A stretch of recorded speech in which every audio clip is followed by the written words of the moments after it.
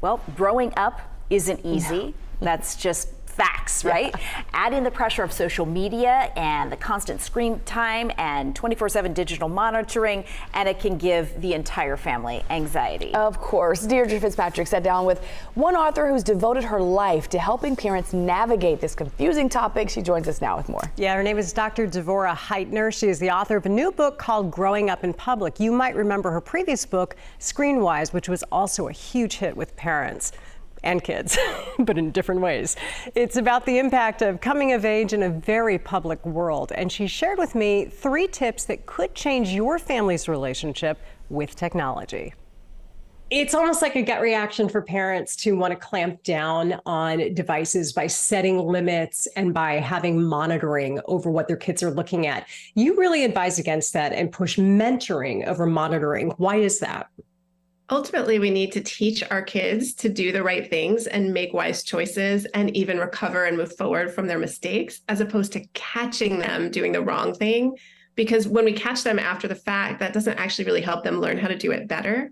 And if they're afraid to come to us, or if they're so focused on hiding from us, then they can't actually make use of us as a resource if they are in a difficult situation online. Our kids are on apps and educational programs all day long at school. And a lot of times it starts from the time they start school in kindergarten, certainly through high school. What's your advice on that? If you're over checking your kids' grades, if you're checking them to the point where like you're greeting them when they walk in the door with like, why did you get this or that? Or why are you missing this or that? That's probably too much. And it almost certainly is harming your relationship.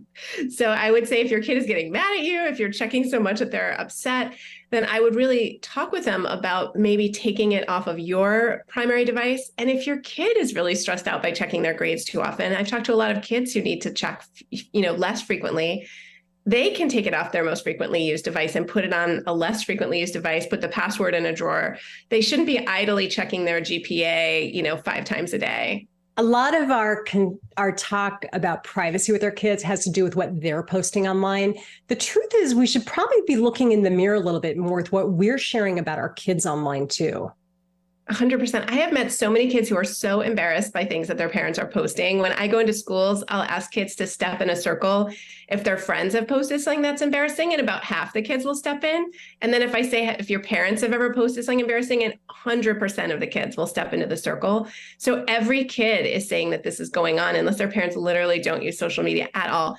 So check with your kids. Something that you don't think is embarrassing could still cause their peers to tease them. It could still interrupt their 4th grade street cred or their 10th grade street cred. It could be you boasting about how well they did at an athletics meet. It could be you're telling a story about them. It could be sharing something that they just think of as private.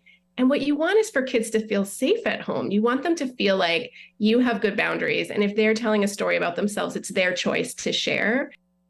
So the buzzy term for it is sharenting, and Dr. Heitner has 2 tips when it comes to sharenting. 1, wait 24 hours before you post a picture of your kid. Chances are after that 24 hours, you're over it. You're not going to post it. The second one is to ask permission from your child first. And that also is teaching your kid to ask permission before they post pictures of other people, including you, which they won't, on their accounts, unless you're doing something embarrassing. So don't miss Dr. Devorah Heitner on this week's Dying to Ask podcast. The episode is out now, and you can scan the QR code to go right to the show and subscribe to Dying to Ask on any major podcast platform. #sharenting. Yeah. That's the new term.